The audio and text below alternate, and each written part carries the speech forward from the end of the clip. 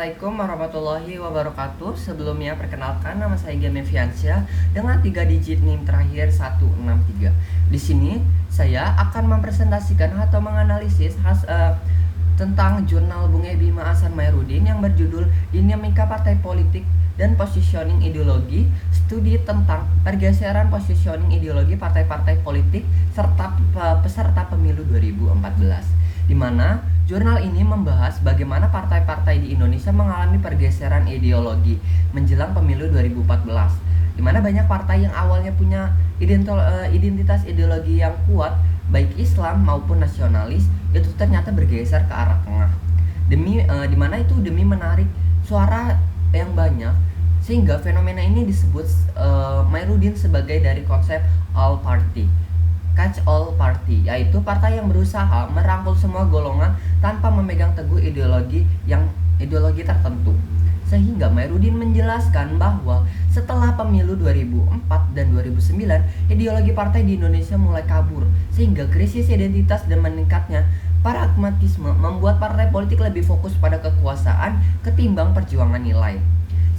Seperti partai Islam itu PPP, PKS, dan PBB yang mulai bergeser ke tengah dengan gaya politik yang lebih moderat. Mereka itu mencoba tampil lebih inklusif agar diterima oleh pemilih non-muslim. Sehingga di sisi lain, partai nasionalis seperti PDIP dan Gerindra justru menampilkan simbol-simbol religius untuk menarik pemilih agamis, kelompok agamis. Lalu hasilnya, batas ideologi antara partai Islam dan nasionalis itu menjadi kabur. Menurut Mairudin, hal tersebut memperlihatkan fenomena ideologi melting, di mana partai-partai mulai kehilangan jati dirinya hanya demi elektabilitas.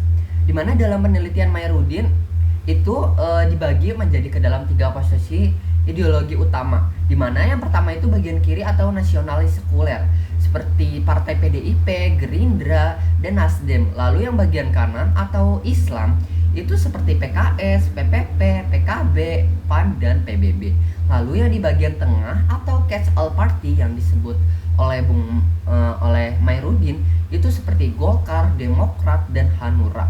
Lalu Mairudin juga mengidentifikasi 3 pola pergeseran ideologi partai, yang dimana itu ada konservatif, yaitu partai yang masih setia pada ideologinya. Lalu yang kedua ada konservatif progresif, partai yang bergeser moderat seperti PDIP dan PKS. Lalu yang terakhir itu ekstremis, partai yang berubah total dan kabur ke arah ideologinya seperti PPP, PAN, PKB, dan Gerindra. Sehingga akibat dari semua ini itu dapat menurunnya kepercayaan publik terhadap partai politik. Berdasarkan survei LSI pada tahun 2013, hanya 9,4% masyarakat yang masih percaya terhadap partai politik.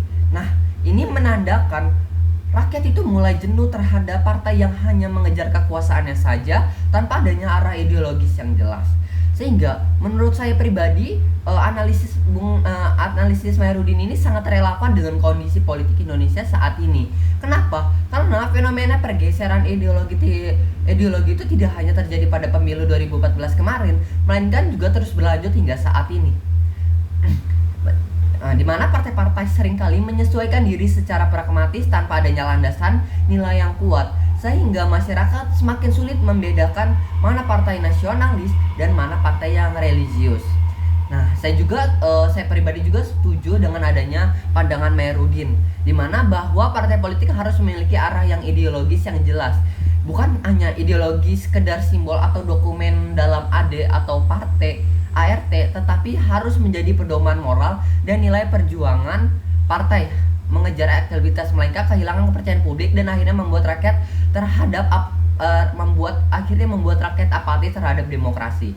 Sehingga pesan terbesar dari jurnal ini itu adalah ajakan untuk mengembalikan partai politik pada nilai dan moral, bukan hanya sekedar strategi perebutan kursi. Karena tanpa adanya ideologi, partai hanyalah wadah yang kosong yang mudah berubah arah sesuai kepentingan elit. Baik, mungkin itu saja presentasi singkat analisis saya. Kurang lebihnya mohon maaf. Wassalamualaikum warahmatullahi wabarakatuh.